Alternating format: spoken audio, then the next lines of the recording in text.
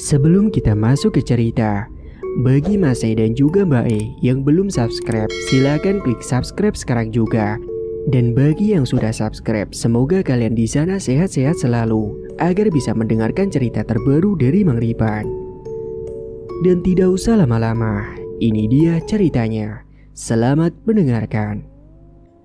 Mbak Ahmad, nanti siang tolong galikan kuburan ya. Itu anaknya Pak Ijo meninggal. Katanya tadi habis kecelakaan, ujar salah seorang warga pada Mbak Selamat yang merupakan tukang gali kubur. Mbak Selamat pun mengangguk dan segera dia mengambil cangkul di dalam rumahnya dan bergegas menuju ke pemakaman. Dia meninggalkan kopi yang kala itu belum habis di meja teras depan rumah gubuknya itu. Dan setibanya di pemakaman, Pak Selamat sudah disambut beberapa orang dari pihak keluarga korban dan menunjukkan tanah yang hendak digalinya. Meskipun sudah tua, Mbah Selamat ini masih kuat menggali tanah makam itu, karena itu sudah bagian dari pekerjaannya dari dulu sampai sekarang. Dan singkatnya usai selesai menggali, Mbah Selamat dudukkan sambil menunggu jenazah itu datang untuk dimakamkan. Kala itu, Mbah Selamat dudukkan sambil meminum teh yang disediakan dari pihak keluarga korban. Dan dengan semilir angin yang berhembus, lumayan bisa mengusir keringat yang mengucur di tubuhnya karena lelah menggali tanah kuburan itu. Selang beberapa saat, akhirnya keranda jenazah pun datang dibawa dengan mobil bak terbuka. Setelahnya iring-iringan pun membawa ke liang lahat dan kala itu seperti biasa, Mbah Selamat juga ikut turun dan menerima jenazah dari dalam kubur. Kemudian ia dibantu dengan beberapa sohibul musibah dari keluarga korban. Dengan cepat si korban pun dimiringkan dan talinya pun dilepas semua. Setelahnya semua pun naik dan mulai menutupi makam tersebut dengan tanah kembali. Dan singkatnya, usai pemakaman selesai, para petakziah pun pada pulang dan tersisalah beberapa sohibul musibah yang masih berdoa di situ. Setelahnya Mbah Selamat dihampiri salah satu pihak keluarga korban dan diberikan sebuah amplop berisi uang sebagai bayaran atas jasanya itu. Mbah, ini Mbah buat si Mbah. Terima kasih banyak ya Mbah. Iya Pak, sama-sama. Kalau begitu saya pamit pulang dulu. Silakan Mbah, hati-hati ya di jalan. Usai mengucapkan terima kasih dan turut berduka cita, Mbah Selamat pun kembali pulang ke rumah. Kala itu, Mbah Selamat pulang ke rumahnya dengan mengayuh sepeda ontel tuanya yang sudah termakan umur. Di perjalanan pulangnya itu, Mbah Selamat berpapasan dengan para warga dan dia pun menyapanya dengan ramah. Mau kemana jam segini? Tanya Mbah Selamat. Ke sawah Mbah, biasa. Walah, kok baru berangkat jam segini? Iya Mbah, tadi pulang dulu sebentar. Tadi pagi udah berangkat kok. Ini baru mau ke sana lagi. Walah, kirain baru berangkat. Mbah Selamat habis gali kubur ya Mbah? Iya, ini baru mau pulang. Ya udah Mbah, kalau gitu aku lanjut ke sawah dulu ya. Setelahnya mereka pun berlalu pergi. Mbah Selamat kemudian beranjak ke rumah sementara orang itu pergi ke sawah. Singkatnya setibanya di rumah, Mbah Selamat kehilangan kopinya yang tadi belum habis. Dan ternyata sudah dibawa masuk sama anak perempuannya yang bernama Nuni dan sudah dicuci gelasnya. Akhirnya Mbah Selamat memilih masuk ke dalam rumah kemudian bersih-bersih badan dan kemudian meminta dibuatkan kopi lagi oleh anaknya. Duk, tolong buatkan kopi lagi ya. Kopi yang tadi pagi udah kamu cucikan gelasnya. Iya Pak, soalnya tadi udah ada semutnya makanya aku cuci. Ya udah nggak apa-apa. Bapak mau mandi dulu ya. Nanti tolong buatkan kopi lagi. Iya Pak. Segera Mbah Selamat pun berjalan menuju ke kamar mandi dan Nuni pergi ke dapur untuk membuatkan kopi kembali. Memang Mbah Selamat ini hanya tinggal dengan Nuni dan juga Talita, yakni cucunya. Namun Nuni ini sudah janda. Pasalnya dia telah diceraikan oleh suaminya yang memilih berselingkuh dengan wanita lain. Sementara kala itu, Talita masih kelas 2 SD dan dia bersekolah tak jauh dari rumahnya. Alhamdulillah memang jaraknya dekat sekali. Mbah Selamat juga menyayangi Nuni dan juga Talita, namun yaitu ekonominya hanya biasa-biasa saja. Bahkan Nuni ini nyambi jualan cimol buatannya sendiri dan membuka warung jajan kecil-kecilan di depan rumahnya. Beberapa saat kemudian Mbah Selamat pun akhirnya selesai mandi dan dia kembali dudukan di depan teras rumah. Saat itu Nuni datang ke depan dan membawakan secangkir kopi dan juga gorengan pisang yang baru saja digoreng. Ini Pak kopinya. Makasih ya, Nduk. Oh iya, ini dapat pisang dari mana, Nduk? Itu Pak, tadi di belakang rumah. Sekalian aku unduh soalnya pada mateng. Oh alah, tak kirain kamu beli toh. Beli pakai uang dari mana Pak? Bapak ini ada-ada aja. Talitanya kemana, Nduk? Lagi main Pak sama temennya. Emangnya gak berangkat sekolah? Berangkat Pak, tapi tadi katanya dibubarin, terus pulang cepet. Kemudian mereka lanjut ngobrol-ngobrol ringan. Namun beberapa saat setelahnya datanglah pembeli yang mau membeli cimol si Nuni. Segera Nuni pun bangkit dan melayani pembeli tersebut. Dan tidak berselang lama, Talita pun pulang ke rumah usai bermain di rumah temannya. Akhirnya Mbak Selamat pun mainan dengan Talita. Sedangkan Nuni setelah melayani pembeli, dia kembali lagi pergi ke dapur untuk memasak makan siang. Karena tadi belum sempat masak, karena ada yang beli terus dari tadi. Singkat cerita, suatu hari usai Mbak Selamat dipanggil lagi untuk menggali kubur, ada seseorang warga yang tua yang meninggal dunia kala itu. Assalamualaikum Mbak Selamat. Waalaikumsalam. Ada apa, Pak? Saya mau minta tolong Mbah. Tolong galikan kubur lagi Mbah.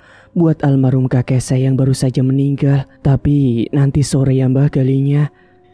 Mbah Selamat pun hanya mengangguk paham. Setelahnya orang itu pun pergi. Dan akhirnya siang itu Mbah Selamat memilih untuk tidur siang karena nanti sore harus kerja ekstra lagi untuk menggali kubur. Siapa Pak tadi yang datang? Tanya si Nuni. Itu ada yang minta tolong buat gali kubur lagi nanti sore. Bapak mau tidur dulu ya, Nduk. Tolong nanti bangunin Bapak habis asar. Iya Pak, nanti Nuni bangunin kok. Kemudian Mbah Selamat pun lanjut menuju ke kamar dan dia pun memutuskan tidur siang. Singkat waktu, tak terasa sore pun telah tiba. Kala itu Nuni yang sedang menjaga dagangan di depan. Dia pun teringat harus membangunkan ayahnya. Dia pun menuju ke kamar dan Mbah Selamat terlihat sedang tidur pulas. Kemudian dia pun langsung membangunkannya. Kemudian Mbah Selamat pun mulai membuka kedua matanya. Dan dia pun beranjak untuk cuci muka. Dan setelah habis asar, Mbah Ahmad pun mulai langsung bergegas dengan sepeda ontelnya menuju ke kuburan. Beberapa saat setibanya di kuburan, dia langsung menggali tanahnya yang sudah dikasih tanda oleh keluarga korban. Dengan semangat, Mbah Selamat pun menggali tanah itu, hingga keringat pun bercucuran dari dahinya. Dan setelah selesai menggali makam itu, Mbah Selamat pun dudukkan sebentar sembari menunggu jenazah didatangkan ke makam. Hingga beberapa saat setelahnya, akhirnya jenazah pun telah tiba. Keranda pun mulai diturunkan, dan Mbah Ahmad pun bersiap-siap untuk ikut menguburkan jenazah tersebut. Singkatnya, usai pemakaman selesai dilakukan, dan Mbah Ahmad pun sudah dibayar oleh pihak keluarga korban. Kemudian Mbah Ahmad pun lantas kembali pulang ke rumah. Dan di perjalanan pulang sore hari itu, Mbah Ahmad disuguhi dengan pemandangan senja sore yang indah. Hingga beberapa saat setelahnya dia pun sampai juga di rumah. Setelah memarkirkan sepedanya di depan halaman, dia pun bergegas ke kamar mandi sekalian mandi karena sudah sore. Dan ketika dirinya melewati dapur, dia mendapati anaknya sedang memasak sesuatu dan aromanya begitu semerbak sekali membuat perut terasa lapar sekali. Kamu masak apa, Nduk? Ini Pak, tumis kangkung sama tempe goreng. Wah, Bapak jadi lapar liatnya. Kayaknya enak banget tuh. Ya sudah, Bapak sana mandi dulu. Nanti habis itu makan sama-sama. Segera Mbah Ahmad pun langsung beranjak mandi. Sementara si Talita terlihat sedang menonton TV sambil mainan. Dan setelah selesai mandi, Mbah Selamat, Nuni dan juga Talita makan bersama dengan lauk seadanya di depan televisi lawasnya itu. Dan saat mereka sedang menikmati makan sambil nonton TV, tiba-tiba Talita ini berucap, Mak, beliin aku sepeda baru Mak. Teman-teman juga udah pada punya sepeda semua. Masa aku aja yang belum Mak? Ucap Talita. Mendengar hal itu, Nuni pun menimpali ucapan anaknya. Kamu yang sabar ya nak. Nanti kalau mama udah punya uang lebih, mama bakalan belikan sepeda baru buat kamu. Iya mak. Memang sejak kecil Talitha sudah diajarkan rasa menerima dan sabar. Namun tentu saja sebenarnya Mbah Met dan juga Nuni tidak tega melihat Talitha yang tidak bisa seperti anak lainnya yang selalu minta apapun langsung diturutin. Namun kemudian Talitha turun dari kursinya dan dia berlari ke kamar dan mengambil sepatu serta tasnya itu. Dan dengan polosnya dia tersenyum sembari bilang kalau sepatunya itu sudah bolong dan juga tasnya itu sudah mau putus. Ini mak lihat, tas aku udah mau putus satu selempangnya, sama sepatunya juga bolong mak, ucap Talitha dengan polosnya. Nuni pun akhirnya menitikkan air matanya dan memeluk anaknya sambil berucap, sabar ya nak. Mama akan carikan uang dulu biar kamu bisa beli tas dan sepatu baru, ucap Nuni yang tak tega melihat anaknya. Iya mak, gak apa-apa kok. Aku kan cuma meminta tolong aja mak. Tolong jahitin tas aku lagi ya mak. Gak perlu diganti kok. Talitha masih suka dengan yang ini, ucap Talitha polos. Mendengar itu tambah sedihlah si Nuni. Sementara Talitha setelahnya melanjutkan makannya kembali. Sementara Nuni yang sedih, dia jadi nggak mood untuk makan. Tapi dia tetap menghabiskan makanannya karena takut mubazir. Singkatnya usai makan malam selesai dan Talitha kembali sibuk nonton TV kartun Upin Ipin, Mbah Selamat memanggil Nuni untuk menuju ke kamarnya. Dok, sini dok. Ada apa pak? Ucap Nuni yang baru saja masuk ke kamarnya Mbah Selamat. Setelahnya Mbah Selamat mengeluarkan kotak kayu usang dari dalam lemarinya itu dan dia juga memberikan uang untuk Nuni.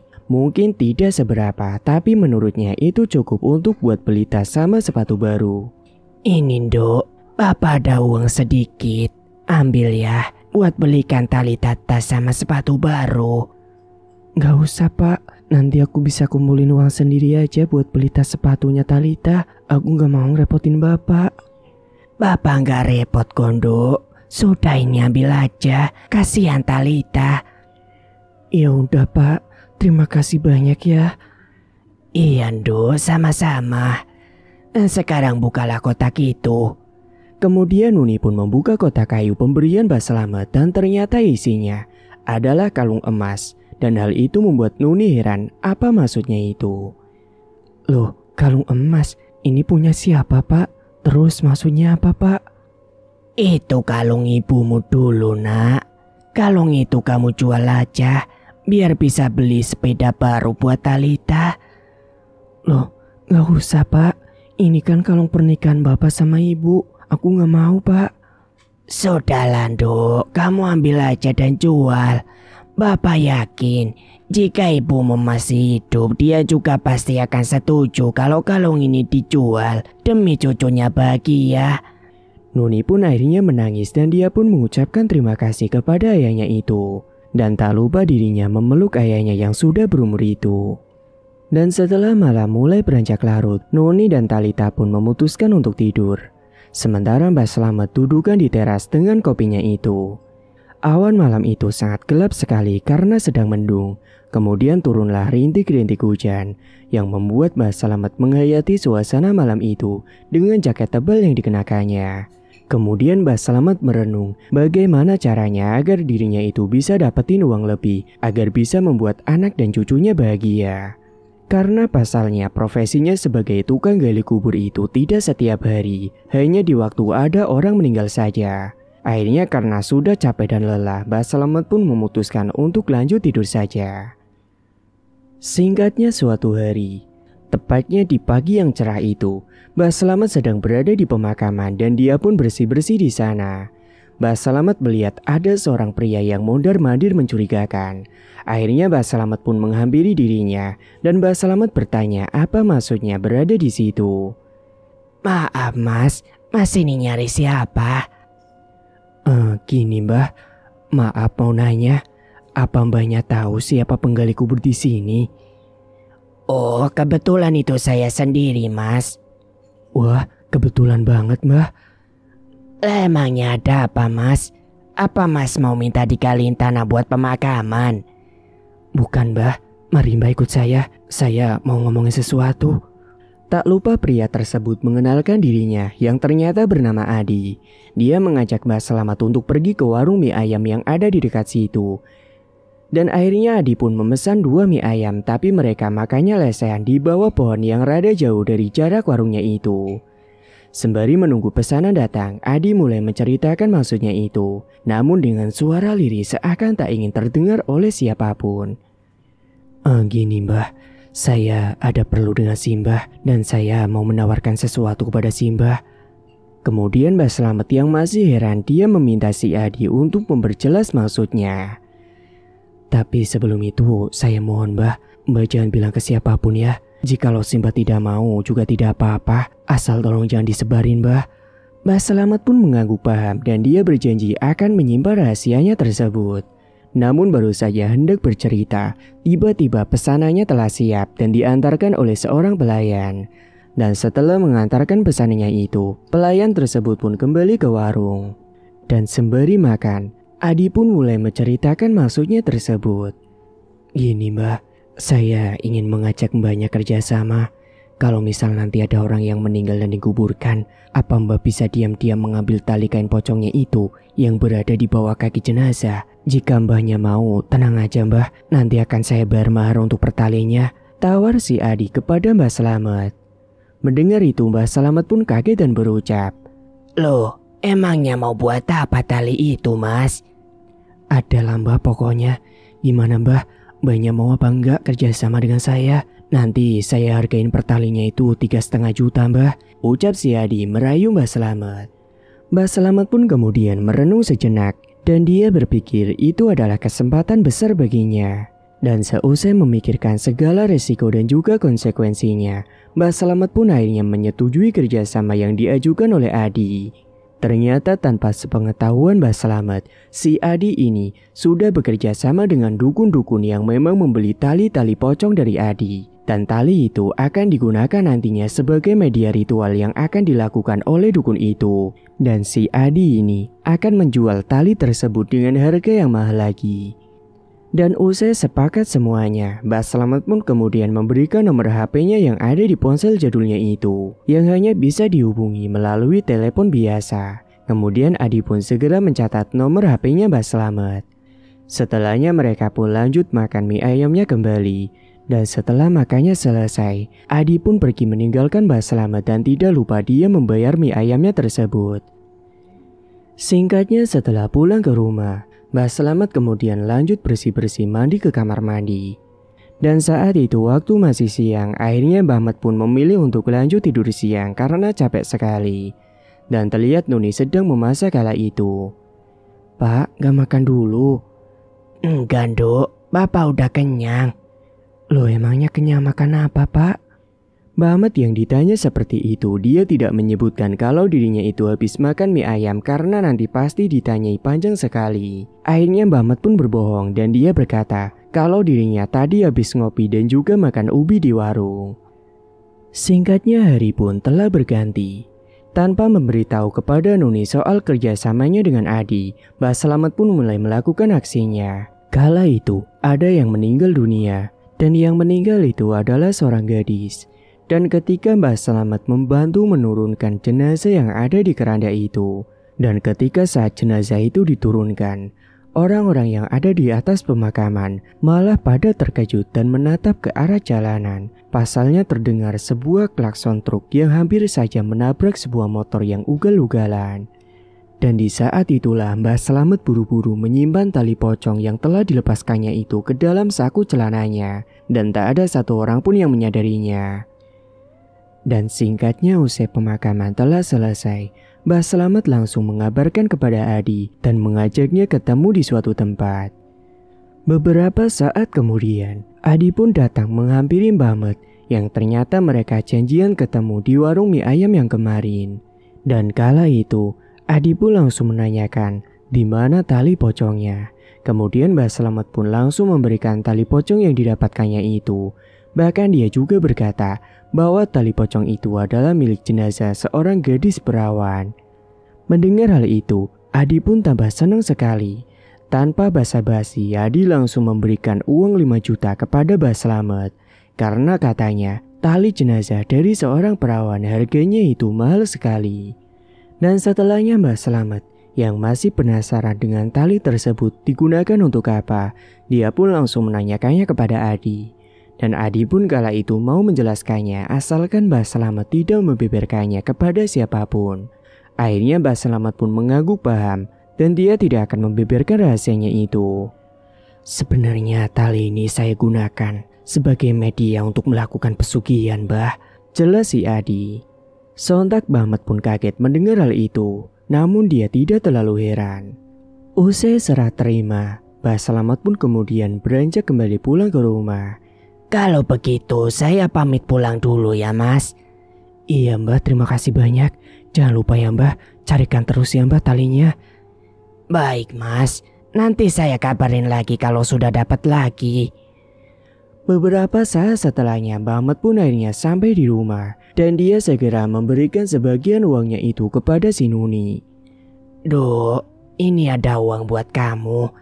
Silakan kamu beli makan yang enak ya nanti malam, biar nanti bisa makan enak. Loh, emangnya Bapak dapat uang ini dari mana Pak? Bapak lagi ada rezeki Duk. Tadi dapat banyak dari orang yang nyewa jasa Bapak. Ucapnya berbohong. Oh ya udah Pak, nanti aku belikan ayam goreng sama sate aja ya Pak. Iya Duk, terserah kamu sama Talita aja maunya apa. Bapak manut aja. Singkatnya, malam harinya, Nuni pun pergi ke desa seberang untuk membeli ayam goreng dan juga sate bersama dengan Talita. Sementara Bahmat saat itu dudukan di depan teras rumah sambil menunggu Nuni pulang beli lauk. Dan saat Bahmat sedang dudukan, dia memandang langit dan dia merasa bahagia karena akhirnya dia memiliki banyak uang, padahal baru saja 1 hari. Dia membayangkan bagaimana nantinya jika dia mendapatkan banyak tali kafan yang diambilnya dari mayat, pasti dia bisa membeli apapun yang dia mau dan bisa membahagiakan anak dan cucunya. Namun sesaat kemudian ketika dirinya sedang melamun, tiba-tiba saja dia dikagetkan dengan bayangan putih yang melintas di hadapannya. Dan bersamaan dengan itu, hembusan angin lewat membuat Bahmat semakin merinding kala itu. Dan sesaat setelahnya dia juga dikagetkan kembali dengan suara geraman yang terdengar jelas sekali, seakan suara itu berada di dekatnya. Sontak Bahmat langsung mengedarkan pandangan mencari sumber suara tersebut. Namun dia tidak melihat apapun di sekitarnya, dia pun langsung mendadak parno kala itu. Hingga beberapa saat setelahnya, Nuni dan Talita pun akhirnya pulang ke rumah. Dan mereka pun kemudian lanjut makan malam bersama. Sementara Bahmat mencoba melupakan kejadian tadi yang menurutnya mengerikan sekali baginya. Dan kala itu, Talita dan Nuni terlihat senang sekali karena bisa makan enak.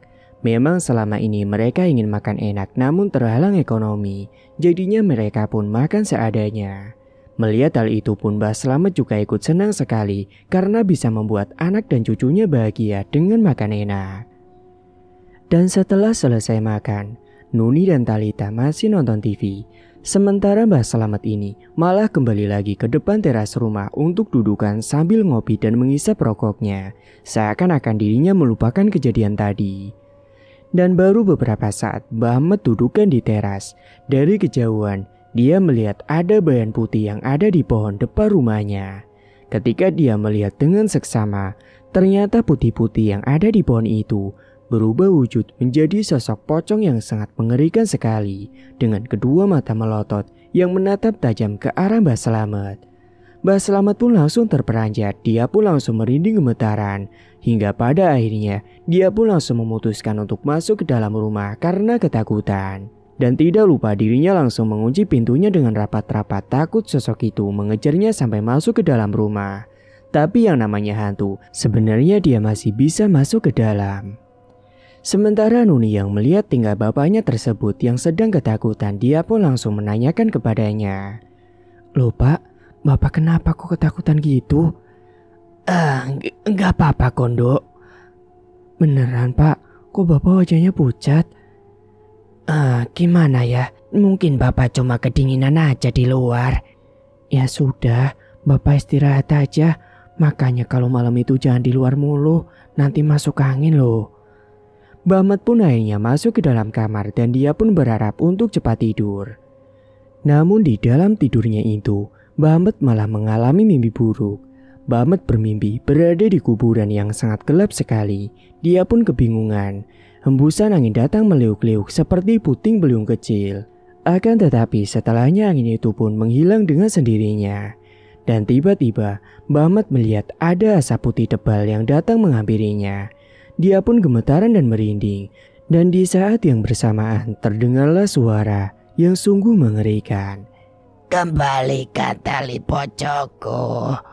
Suara yang terdengar berulang kali meminta dikembalikan tali pocongnya. Mbah Ahmad pun langsung mengedarkan pandangannya, namun dia tidak melihat wujud itu. Hingga pada akhirnya, Mbah Ahmad dikejutkan dengan sosok pocong yang tiba-tiba menampakkan dirinya tepat di hadapan wajahnya. Wajah sosok pocong itu hitam legam penuh dengan darah, serta kedua matanya melotot dan mulutnya menganga. Bahkan tercium bau yang sangat busuk sekali dari sosok tersebut. Sosok tersebut terus berucap meminta dikembalikan tali pocongnya. Mbah Ahmad pun ketakutan dan meneriaki sosok tersebut agar pergi darinya. Dan dalam ketakutannya itu, Mbah Ahmad mencoba berjalan mundur untuk kabur dari sosok tersebut. Namun sosok tersebut terus mendekati ke arahnya. Mbah Ahmad pun kemudian tiba-tiba jatuh tersungkur akibat tersandung gundukan tanah. Dan di saat yang bersamaan itu, Mbah Ahmad terperanjat bangun dari tidurnya. Usai terbangun, jantungnya berdegup dengan kencang. Bahkan bajunya telah basah dengan keringatnya sendiri dan napasnya menjadi tidak beraturan. Sementara Nuni dan Talita yang saat itu belum tidur mendengar suara teriakan dari Mbah Ahmad langsung menghampiri ke dalam kamar. Karena memang Mbah Ahmad kala itu baru saja terlelap tidur sebentar. Loh Pak, Bapak kenapa Pak? Ada apa? Tanya Nuni panik. Enggak apa-apa, Nduk. Beneran Pak? Iya, cuma Bapak tadi mimpi buruk. Bapak mau ambil air putih dulu ya. Ya sudah kalau gitu Pak, lain kali berdoa dulu kalau mau tidur Pak. Dan setelahnya Mbah Ahmad pun berjalan menuju ke dapur untuk mengambil air putih. Namun saat dirinya sedang mengambil air putih, tiba-tiba Mbah Ahmad mendengar ada suara yang mengetuk pintu belakang rumahnya. Dia pun heran siapa yang mengetuk pintu malam-malam begini, apalagi arahnya dari belakang rumah, bukan dari depan rumah. Namun karena penasaran, usai dirinya meminum air putih, Mbah Ahmad pun kemudian membukakan pintu belakang rumahnya itu. Dan saat pintunya dibuka, betapa terkejutnya Mbah Ahmad karena dia mendapati sosok pocong yang sangat mengerikan sekali tepat berada di hadapannya. Sontak tubuh Mbah Ahmad pun langsung terbujur kaku tak bisa bergerak, apalagi dirinya kala itu habis lemas sekali karena mimpi buruknya. Hingga pada akhirnya Mbah Ahmad yang tidak kuat melihat sosok itu, dia pun jatuh pingsan di depan pintu belakang rumahnya. Nuni yang mendengar ada suara sesuatu yang seperti terjatuh, dia pun langsung menuju ke belakang. Dan dia terkejut kala mendapati bapaknya sudah terkapar di lantai. Nuni pun kemudian teriak memanggil para warga untuk meminta tolong, membantu mengangkat tubuh ayahnya itu agar dibawa ke kamar. Beberapa saat kemudian, tetangganya pun datang menghampiri ke rumahnya. Ada apa Mbak Nuni? Itu Pak, tolong bapak saya tadi pingsan di belakang.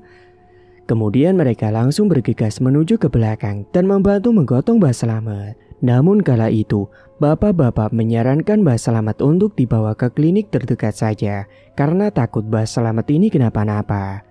Nuni pun mangguk dan dia hanya manut saja. Akhirnya Mbah Ahmad tidak jadi dibawa masuk ke dalam kamar. Dia malah langsung dibawa ke klinik terdekat. Dan untungnya Nuni ada uang untuk berobat, yakni uang yang tadi diberikan oleh Mbah Ahmad tadi sore. Dan setibanya di klinik dan setelah diperiksa, dokter hanya mengatakan kalau Mbah Ahmad ini tidak mengalami sakit apapun, mungkin dirinya itu hanya kelelahan saja. Kemudian si dokter pun hanya memberikan obat vitamin untuk Mbah Slamet dan menyuruh untuk rehat secukupnya. Dan saat itu juga Mbah Ahmad juga sudah diperbolehkan untuk pulang.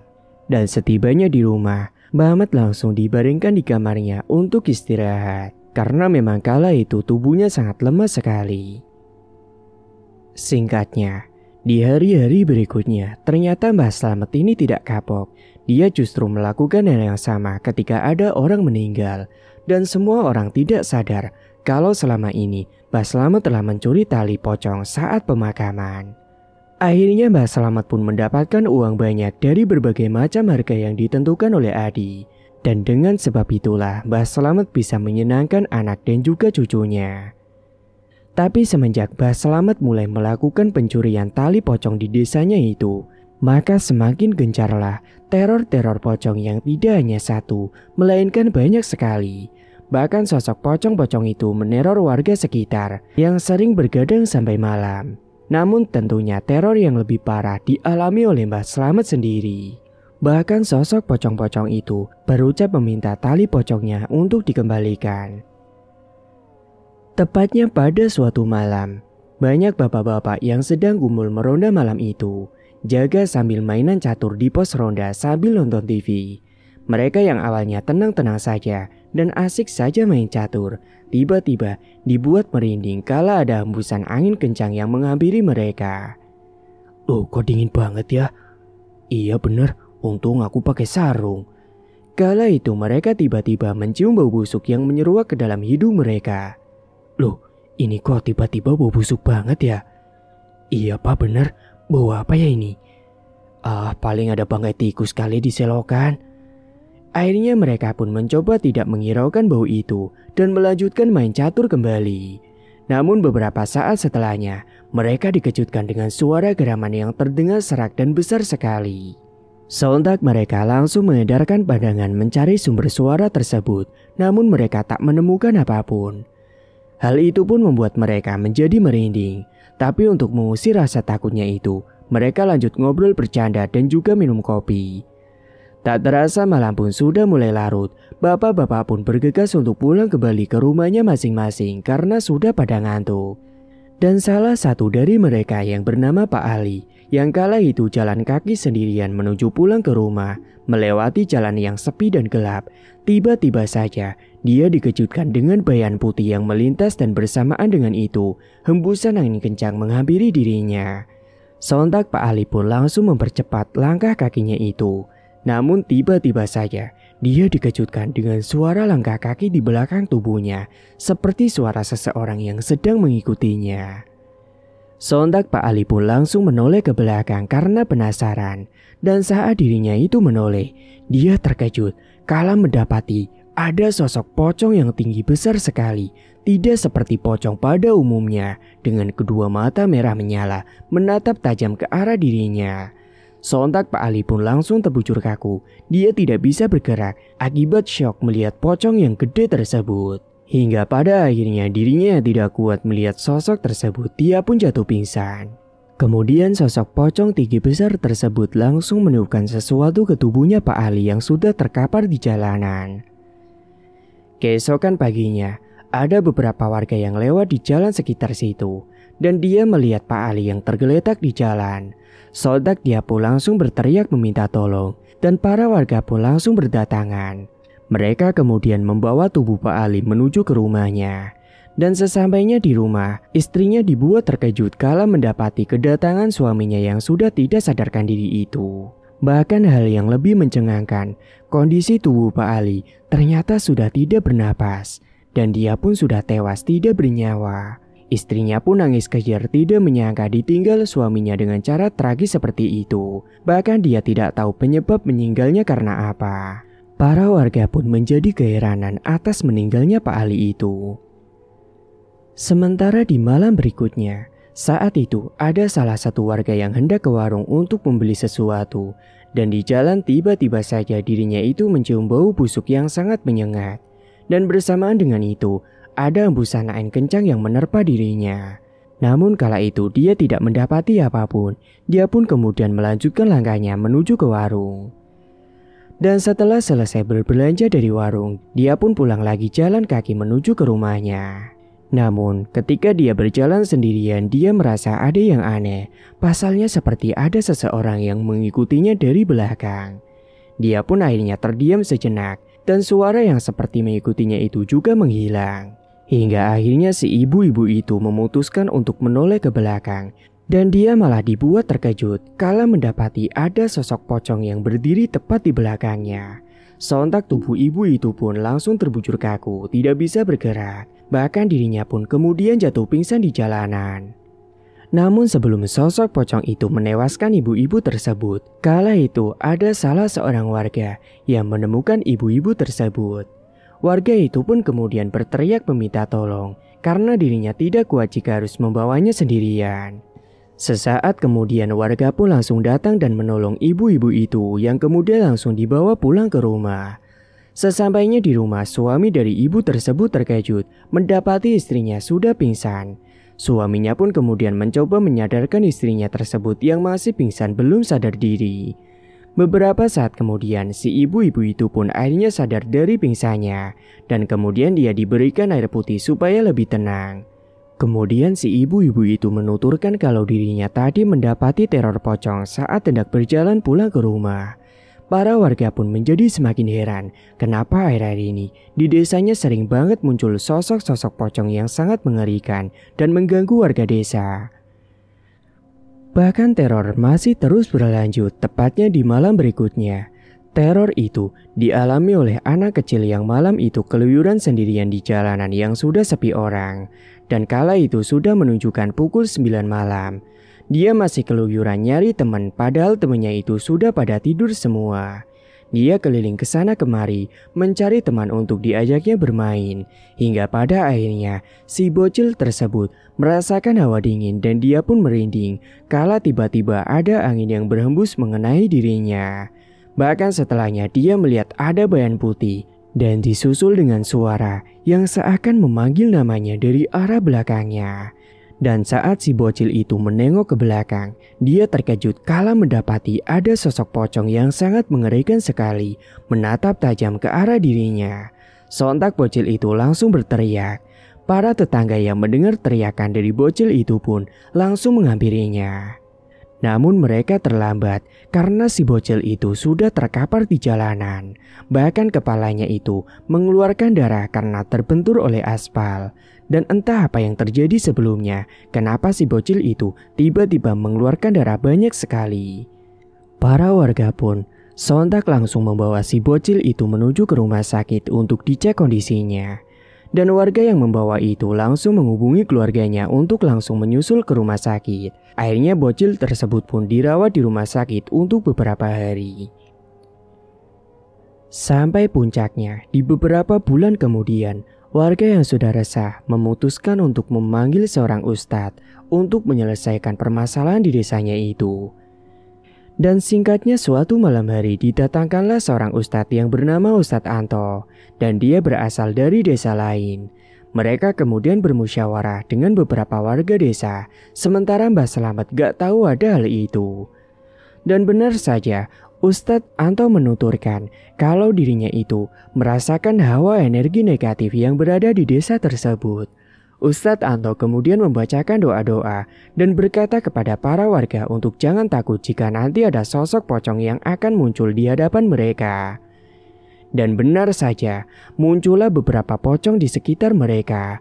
Ustadz Anto maju ke depan dan dengan lantang menyuruh pocong-pocong tersebut untuk menunjukkan siapa pelaku yang telah mencuri tali mereka.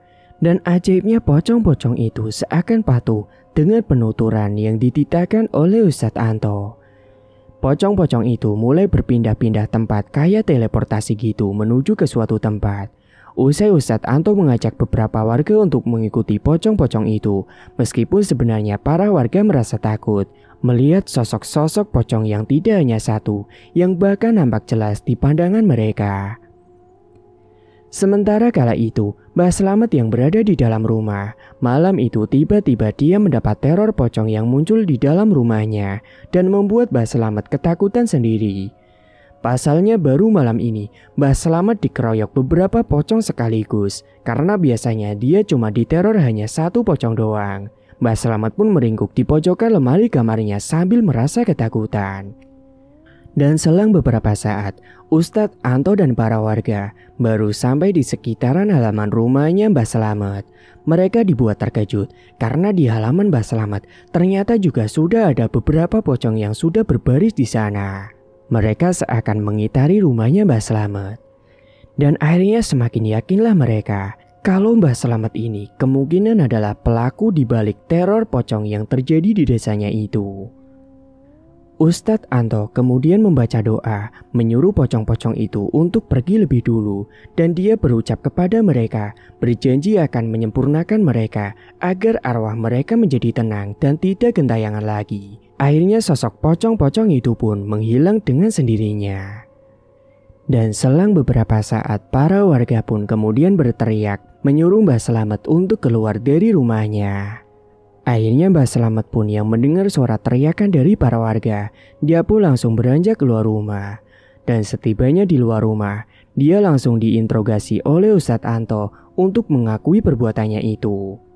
Awalnya Mbah Slamet ini membantah dan tidak mengakui, hingga Ustadz Anto ini berucap bahwa sosok-sosok itu marah dan kemungkinan bisa membahayakan bukan hanya Mbah Slamet saja, melainkan Uni dan juga Talita bisa menjadi korbannya. Mbah Slamet yang mendengar penuturan Ustadz itu, dia pun terkejut dan tidak ingin hal itu terjadi kepada anak dan juga cucunya. Akhirnya Mbah Slamet pun mengakui semua kesalahannya, bahkan anaknya sendiri juga terkejut mengetahui fakta tersebut. Astaghfirullahaladzim, ucap semua warga yang hadir kala itu mendengar pengakuan dari Mbah Slamet. Akhirnya dengan pasrah, Mbah Slamet kemudian bersedia untuk menerima hukuman. Bahkan dirinya diminta untuk membeberkan siapa orang yang telah bekerja sama dengannya. Akhirnya Mbah Slamet juga membongkar si Adi, dan dia pun menjebak si Adi untuk mengajaknya ketemu. Dan akhirnya Adi pun ditangkap oleh para warga. Kemudian mereka berdua pun dijebloskan ke dalam penjara.